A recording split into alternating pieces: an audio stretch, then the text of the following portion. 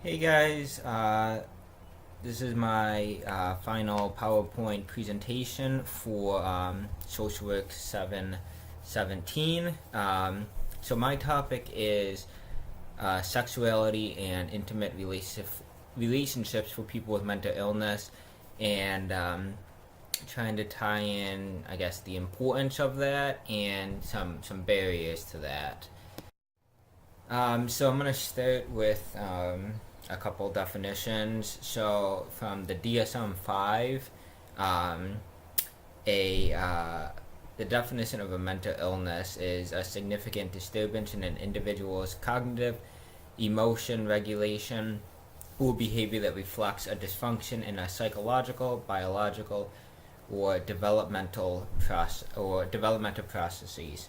And through the research, it seemed like it was referred to a couple of different things. So it could be severe mental illness or psychiatric illness or psychiatric disability, and they really, unless it was specified otherwise, those all kind of referred to the major mental illnesses, depression, um, schizophrenia, borderline, some of those bigger ones. So the research has shown that there's many benefits to being in a relationship and being in an intimate relationship, or um, not even necessarily has to be in a relationship, but just being intimate with another person.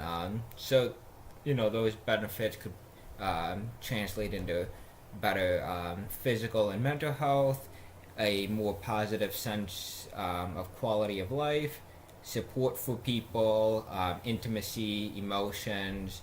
Um, there's some research that's done on, more youth intimacy. We're talking high school age, and how complicated being a teenager is, and having that sense of relationship or intimacy is really important for people. So relationships or sexuality is comprised of five different domains, and this comes from the circles of sexuality. Um, so it's sensuality, intimacy, sexual identity, reproduction, and sexual health. And so I think one of the problems, or one thing that needs to be addressed, is sexuality is a lot more than just the act of having sex. I think when people hear that, that's the first thing they think of. But it's really so much more than that, comprised of those five circles of sexuality.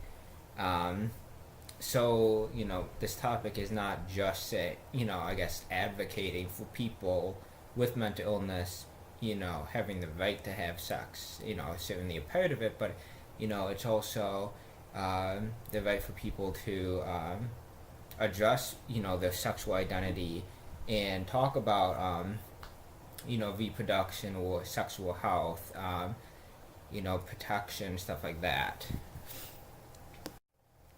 So one of the major things that needs to be addressed when talking about this topic is stigma, and people with mental illness, they already face a lot of stigma from society. Whether that comes from what is portrayed in the media, or what they think mental illness is, and people who have mental illness, who they are.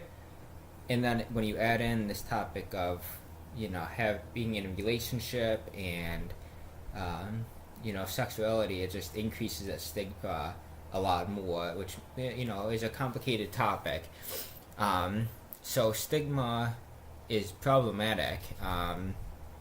It decreases self-esteem for this population, and that in turn can lead to them having riskier sexual behavior. So some examples of that is higher rates of partner violence, sexual exploitation, sex trading, which is kind of more from women for women, but that's basically just you know providing a sexual favor in exchange for some other it could be housing, it could be food, it could be whatever.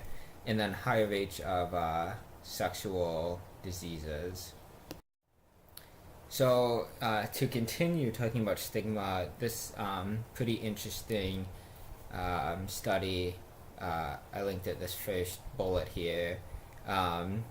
So stigma is not the same across platforms.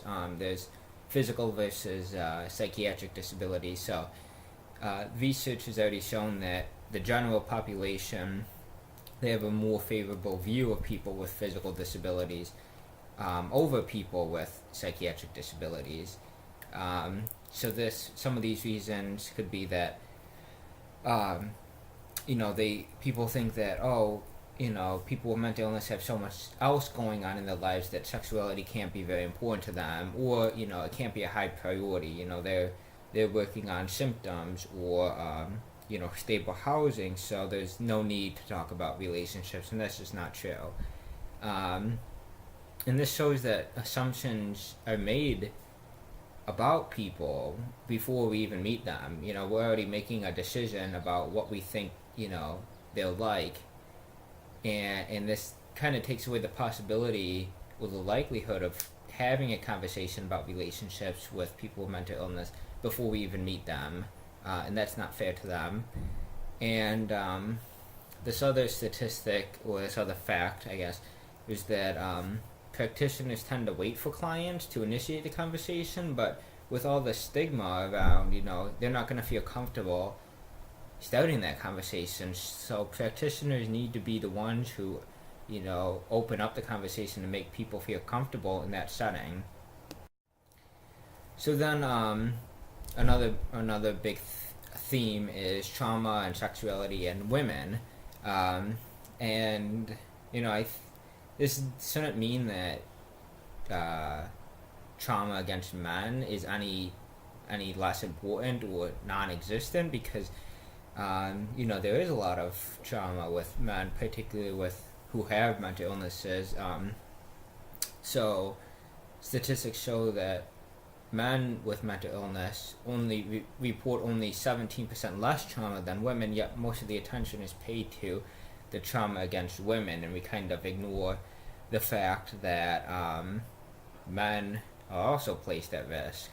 The good thing, though, is that women report that they want to talk through this trauma, but they need a comfortable outlet to do that, and that kind of goes back to what I was saying about practitioners need to be able to open up that outlet for them. And this is where trauma-informed care comes in, because they're already going through a lot of trauma and stigma. Where they're coming in to meet with you, or however you're meeting with them, they need to feel comfortable to talk with you. So trauma-informed care is not just for the direct people working with the clients. It's not just for the therapist or the psychiatrist, however, it's for the entire agency, so that regardless of who they're interacting with at a specific time, they feel comfortable and accepted. So another thing is sexuality is a human right.